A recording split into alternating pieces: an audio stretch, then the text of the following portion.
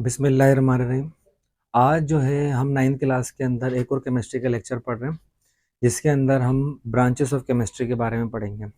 गई वो 11 ब्रांचेस दी गई हैं। इसमें से जो है ये बहुत ज़्यादा यूज़फुल ब्रांचेस हैं जो हर जगह इस्तेमाल होती हैं। तो मकसद हमने यहाँ पर कम से कम 11 ब्रांचेस को डिस्कस करना है। तो वन बाय वन हम बाकायदा इन तमाम ब्रांचेस को डिस्कस करेंगे। तो आज हम पढ़ने जा रहे हैं कि फिज़िकल केमिस्ट्री क्या होती है। तो पहले हमारी ब्रांच है फिज़िकल केमिस्ट्री। फिज़िकल केमिस्ट्री जो होती है वो हमारे पास सबसे पहले तो हमें ये एक लाइन बार बार याद करनी है और सब ब्रांचों के अंदर ये आएगी कि it is the branch of chemistry, क्योंकि ये क्या है, खुद केमिस्ट्री की ब्रांच है फिज़िकल केमिस्ट्री। अब ये क्या किस चीज़ के बारे में पढ़ते हैं। अब हमारे पास फिज़िकल केमिस्ट्री को, जैसे मैंने आपको बताया है कि it deals with the loss and principle. For example हमारे पास एक एटम है और हमें पता है इसके अंदर एक न्यूक्लियस है, इसमें प्रोटॉन, न्यूट्रॉन और इलेक्ट्रॉन रिवॉल्व कर रहे हैं। तो इस एक छोटे से एटम के ऊपर एक एटम के ऊपर भी फिजिक्स के तमाम लॉज लगते हैं। मैंने centripetal force, centrifugal force, gravitational force, बहुत सारे इसके अंदर लॉज सारे के सारे लग रहे हैं।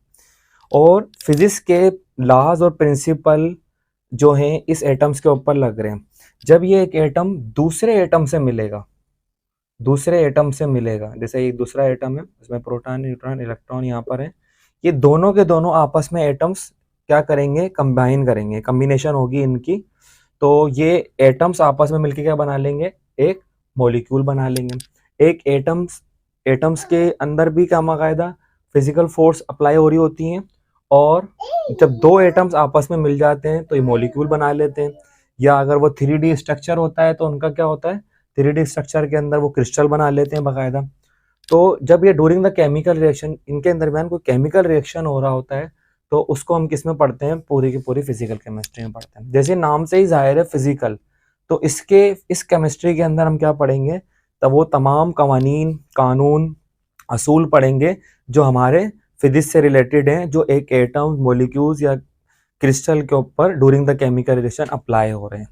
और हमारे पास ऑर्गेनिक केमिस्ट्री भी जो है वो केमिस्ट्री की एक ब्रांच है।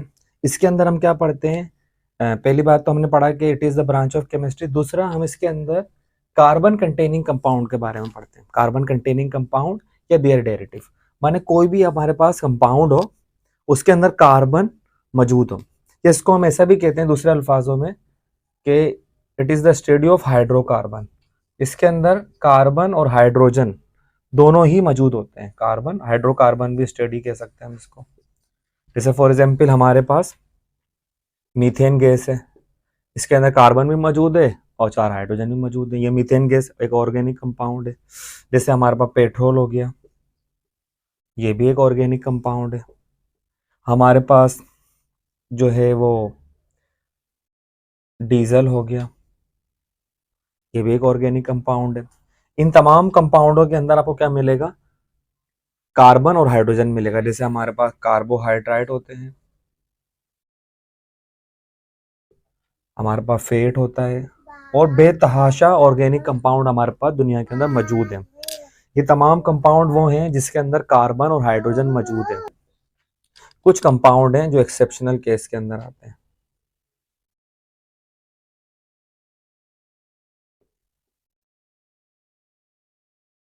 अब ऐसे कौन से कंपाउंड हैं जिसके अंदर कार्बन भी मौजूद है और हाइड्रोजन भी, कार्बन भी मौजूद है, मगर हम उसको ऑर्गेनिक केमिस्ट्री का हिस्सा नहीं कह रहे, तो वो हमारे हमने यहाँ पर कुछ कंपाउंड पढ़े हैं, जिससे carbonate, bicarbonate, carbon dioxide, carbon monoxide, cyanides या कार्बाइड्स। ये वो कंपाउंड है जो ऑर्गेनिक केमिस्ट्री का हिस्सा नहीं है। इसके अंदर बाकायदा कार्बन मौजूद है, मगर ये ऑर्गेनिक केमिस्ट्री का हिस्सा नहीं है। क्यों नहीं है, क्योंकि इसके अंदर एक्सेप्शनल केस है, और इसके अंदर ऑर्गेनिक कार्बन होने के बावजूद इसको हम ऑर्गेनिक केमिस्ट्री में यूं नहीं पढ़ते, क्योंकि इन कंपाउंड्स की नेचर ऑर्गेनिक कंपाउंड की नेचर से नहीं मिलती है। अब हमारे पास तीसरी केमिस्ट्री हम पढ़ेंगे। तीसरी केमिस्ट्री है इनऑर्गेनिक, माने ऑर्गेनिक केमिस्ट्री के अंदर ही सिर्फ आपको क्या लगाना है, इन लगा देना है। मकसद है कि जो कंपाउंड ऑर्गेनिक होते थे अब वो कंपाउंड नहीं होंगे। तो याद रखें, हमारे पास दुनिया के अंदर 118 एलिमेंट हैं। अगर आप सिर्फ कार्बन की स्टडी के बारे में बात करते हैं तो आप मकसद ऑर्गेनिक के बारे में बात कर रहे होते हैं। और आप कार्बन को छोड़ के 117 एलिमेंट, और बाज़ दफ़ा तो कार्बन भी बाकायदा इसमें आता है, तो 117 एलिमेंट आसानी से समझने के लिए कार्बन को छोड़ के उसके अलावा और जो एलिमेंट्स हैं उसके बारे में पढ़ रहे होते हैं, 117 के बारे में पढ़ रहे होते हैं, तो वो हम किस में पढ़ रहे होते हैं? इनऑर्गेनिक केमिस्ट्री के अंदर पढ़ रहे होते हैं। अब इनऑर्गेनिक केमिस्ट्री क्या है? It is the branch of chemistry, वही पहली वाली line, it is a branch of chemistry. हम क्या पढ़ते हैं? इसके अंदर जो कार्बन के कंपाउंड थे, माने जो हाइड्रोकार्बन थे, उनको छोड़ के तमाम एलिमेंट्स के बारे में पढ़ते हैं। जैसे मैंने बताया 117 एलिमेंट के बारे में इसके अंदर पढ़ते हैं। उसके अलावा तमाम जो एलिमेंट्स हैं और कंपाउंड हैं उनके बारे में पढ़ते हैं, सिवाय हाइड्रोकार्बन के। जैसे जो ज़मीन में मादनियात निकलती हैं, मिनरल के बारे में पढ़ते हैं हम इसके अंदर, और जो उनकी ओर्स फार्म होती हैं। और इसके अंदर हम मेटलर्जी के बारे में जानते हैं, जो ज़मीन से मादनियात निकालते हैं उनके बारे में पढ़ते हैं हम। जैसे सीमेंट है, प्लास्टिक है, गिलास है, क्रैमिक्स है, हमारे पास और भी बहुत सारे कंपाउंड हैं। और एक बात याद भी रखेंगे, आपके पास जो ऑर्गेनिक केमिस्ट्री होती है वो ज़्यादा डिपेंड करती है ज़्यादातर लिविंग ऑर्गेनिज्म माने लिविंग कंपाउंड के ऊपर। और हमारे पास जो इनऑर्गेनिक केमिस्ट्री होती है वो किसके ऊपर डिपेंड कर रही होती है? हमारे पास नॉन लिविंग कंपाउंड्स के ऊपर, माने नॉन लिविंग कंपाउंड्स के ऊपर, ज़्यादातर नॉन लिविंग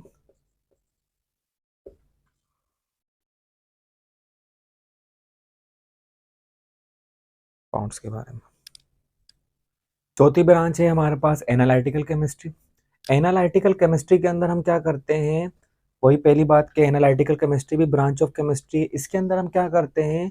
जो भी हमारे पास केमिकल कंपाउंड होते हैं हम उनको एनालाइज करते हैं। हम उनको एनालाइज करते हैं, पहले नंबर पे हम उसकी काइंड जान लेते हैं, हम उसकी क्वालिटी जान लेते हैं, या जो है ना क्वांटिटी जान लेते हैं। फॉर एग्जांपल हमारे पास ब्लड है, हमारे पास एक सैंपल है ब्लड। अब ब्लड हमारी जो ह्यूमन बॉडी है उसके अंदर कोई बीमारी हो गई, तो जब भी डॉक्टर साहब, डॉक्टर जो होंगे वो क्या करेंगे? आपको टेस्ट लिख के भेजेंगे। टेस्ट लिखेंगे तो क्या करेंगे? एनालाइज करेंगे ब्लड का। ब्लड का जब एनालाइज करेंगे तो हम एनालाइज कर रहे हैं, सबसे पहले एनालाइज कर लेते हैं। जब एनालाइज करते हैं, तज्जिया करते हैं, उसको चेक करते हैं हम, तो हमें उसकी काइंड्स पता चल जाती है, टाइप्स पता चल जाती है, हमें क्वालिटी पता चल जाती है, क्वांटिटी पता चल जाती है। जब भी आप बीमार होते हैं तो हम डॉक्टर को चेक कराते हैं, तो कुछ हम डॉक्टर जो है हमारे जब हमारी हिस्ट्री लेता है, हमसे सवालात करता है, पूछता है, तो कुछ तो उस बातें उसको पता चल जाती है। जब कुछ बातें पता नहीं चल रही होती है तो डॉक्टर साहब हमें कहते हैं कि भाई आप अपना जो है ब्लड, यूरिन या स्टूल या जो है बहुत सारे किस्म के टेस्ट लिख के दे देते हैं। तो वो टेस्ट से क्या होता है? हमारे ब्लड में जो बीमारियां होती हैं वो पता चल जाती हैं। क्वालिटेटिव एनालाइज में क्या होता है? पता चल जाता है कि बीमारियां हैं या नहीं है। दूसरा क्वांटिटेटिव एनालाइज में क्या होता है? पता चल जाता है कि बीमारी कितनी है, तो उसके हिसाब से डॉक्टर जो है वो आपको दवाई या मेडिसिन या जो भी इलाज है वो रिकमेंड करता है हमारे पास। तो माने बायोकेमिस्ट्री क्या है? केमिस्ट्री की एक ब्रांच है। क्योंकि बायो माने क्या होता है? आपको पता है, बायो माने होता है लाइफ, जिंदगी। और केमिस्ट्री भी इसके अंदर आ गई, तो केमिस्ट्री से हमें पता है केमिकल रिएक्शन सही है। तो अब बायोकेमिस्ट्री क्या है? पहली बात तो केमिस्ट्री की ब्रांच हो गई। दूसरा हम इसके अंदर क्या पढ़ रहे हैं? वो केमिकल रिएक्शन जो किसी भी लिविंग ऑर्गेनिजम्स की बॉडी में हो सकता है। फॉर एग्जाम्पल वो कोई इंसान हो सकता है, कोई एनिमल हो सकता है, या हमारे पास कोई प्लांट हो सकता है, या हमारे पास जो आंख से नजर ना आए मगर हमें पता है जम्स होते हैं, तो माइक्रो ऑर्गेनिजम्स हो सकता है। इन तमाम चीज़ों के अंदर केमिकल रिएक्शंस होते रहते हैं, और एक नहीं, दो नहीं, हज़ारों केमिकल रिएक्शन होते हैं। तो वो केमिकल रिएक्शन जो हम किसी लिविंग ऑर्गेनिजम्स की बॉडी के अंदर देखते हैं और हम समझते हैं और ऑब्जर्व करते हैं, तो उन केमिकल रिएक्शन को पढ़ना, समझना, तो उसको हम क्या कहते हैं? बायोकेमिस्ट्री कहते हैं। हमारे पास इंडस्ट्रियल केमिस्ट्री है। इंडस्ट्री के अल्फाज से हमें समझ में आ गया कि इंडस्ट्रियल केमिस्ट्री वो केमिस्ट्री होगी जो हमारे पास, जो भी हमारे पास जो जो कंपनियां होती हैं, फैक्ट्रियां होती हैं, मिल्स होती हैं, जहाँ पर कोई ना कोई केमिकल कंपाउंड बनाया जाता है। जब कोई केमिकल कंपाउंड बनाया जाएगा तो वो क्या होगा? उसको किसी केमिकल प्रोसेस से गुजारा जाएगा। तो हमारे पास क्या करती है? Industrial chemistry deals with the branch of chemistry. और ये किसके बारे में डील करती है?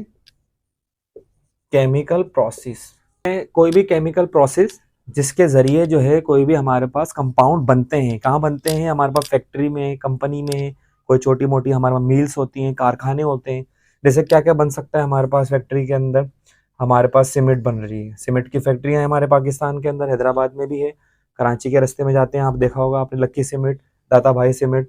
उसके अलावा आप देखते हैं प्लास्टिक बनती है हमारे पास कारखानों के अंदर, हमारे पास गिलास बनता है, हमारे पास पेपर बनता है, कागज़ बनते हैं हमारे पास। उसके अलावा सोचें, आप भी सोचें भाई, आपके पास गिलास बनता है, पेपर बनता है, और बहुत सारे बेतहाशा लाखों कंपाउंड होते हैं जो फैक्ट्रियों के अंदर बनाए जाते हैं हमारे पास। है वो हमारे पास एक केमिस्ट्री की ब्रांच है, इसके अंदर हम क्या पढ़ते हैं, ये डील्स करती है interaction of chemical material and their effect on the environmental of animals and plants. मकसद ये है कि हमारे पास हमारे घरों से धुआं निकल रहा है ड्यूरिंग द किचन के अंदर, फैक्ट्रियों से धुआं निकल रहा है हमारे पास, हमारा माहौल गंदा होता जा रहा है, फैक्ट्रियों का धुआं, गाड़ियों का धुआं। उसके अलावा बहुत सारे जो है हमारे माहौल में कचरा होता है, गंदा पानी होता है। ये सारे के सारे जो भी केमिकल कंपाउंड्स हैं, जो केमिकल चीज़ें हैं जो हमारे एनवायरनमेंट में हमारे एनवायरनमेंट को नुकसान दे रही हैं। जैसे हमने जो है वो पॉल्यूशन के बारे में पढ़ा है, पॉल्यूशन जो है वो हमारे एनवायरनमेंट को खराब कर रही है, गंदा पानी हमारे एनवायरनमेंट को खराब। केमिकल चेंज जो कहाँ अकर होता है, it deals with the chemical change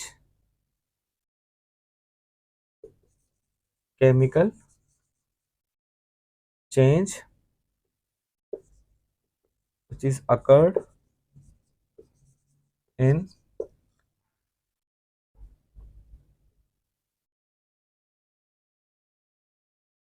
nuclei of atom। For example हमारे पास एक एटम है, उसके अंदर एक प्रोटॉन, न्यूट्रॉन, इलेक्ट्रॉन है।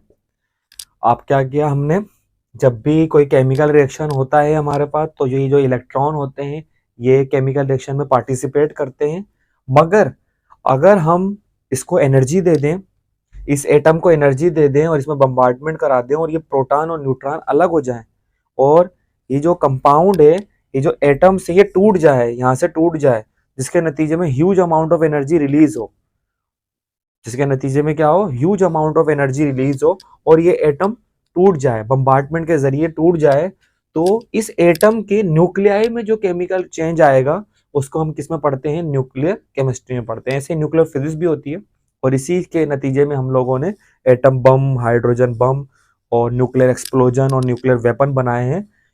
मेडिसिनल केमिस्ट्री के अंदर क्या पढ़ते हैं दोस्तों, मेडिसिनल केमिस्ट्री के अंदर हम, ये भी केमिस्ट्री की ब्रांच है, इसके अंदर हम मेडिसिन के बारे में पढ़ते हैं, ड्रग्स, इंजेक्शंस, वैक्सीनेशन और एंटीबायोटिक जो मेडिसिन होती है उसके बारे में पढ़ते हैं।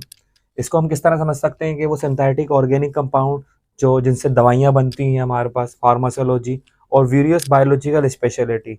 जैसे मैंने कहा कि एंटीबायोटिक दवाइयाँ हैं हमारे पास, जो है ड्रग्स हैं, इंजेक्शन हैं, वैक्सीनेशन हैं, वो सारे के सारे एक केमिस्ट्री की मदद से बनाए जाते हैं। हमारे पास केमिस्ट्री की 10वीं ब्रांच क्या है, quantum chemistry. Quantum chemistry branch of chemistry, और ये क्या डिस्कस करती है, क्वांटम एटॉमिक मॉडल, जिसको हम वेव मैकेनिक्स के जरिए समझ सकते हैं कि एटम में जो है इलेक्ट्रॉन, प्रोटॉन, न्यूट्रॉन किस तरह वर्क कर रहे हैं, किस तरह रिवॉल्व कर रहे हैं।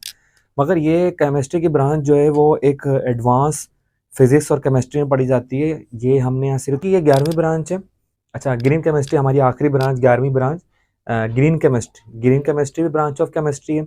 इसके अंदर हम क्या डिस्कस कर रहे हैं, इसके अंदर हम ये डिस्कस कर रहे हैं कि हम कोशिश कर रहे हैं कि जो केमिकल कंपाउंड्स हैं उनको सस्टेनेबल करें और हम उसको इस तरह बनाएं कि वो लेस हैजर्ड्स कंपाउंड बने, माने वो इन्वायरमेंट को कम से कम नुकसान दें। हमारे पास कंपाउंड ऐसे बने कि ज़्यादा से ज़्यादा प्रोडक्ट मिले, ज़्यादा से ज़्यादा वो यूज़फुल हो, उसका वेस्ट प्रोडक्ट कम से कम मिले, जिससे जो हमारे पास जो माहौल है, माहौल हमारा सही रहे, बेहतरी की तरफ जाए। क्योंकि आपको पता है जितने भी हम केमिकल कंपाउंड बनाते हैं इनके नुकसानात भी होते हैं।